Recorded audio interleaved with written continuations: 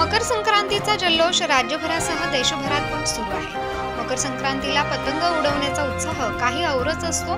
मकर संक्रांतीचा उत्साह नांदगाव शहरात देखील सकाळपासूनच जल्लोषात व उत्साहात दिसून आला।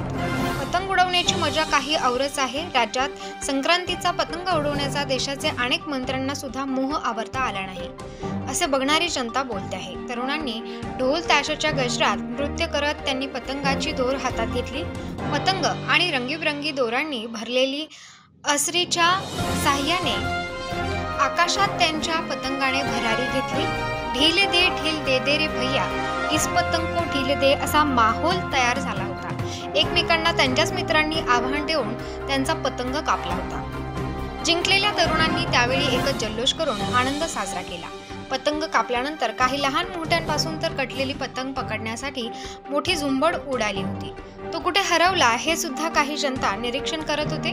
यावेळी नोकरदार वर्ग सुद्धा आपापले कुटुंबासोबत पतंग उडवण्याचा आनंद घेत होते। अशा प्रकारे सन 2025चा संक्रांतीचा आनंद नांदगावकरांनी अनुभवला आहे। तर महाराष्ट्र न्यूज नेटवर्कसाठी प्रज्ञानंद जाधव।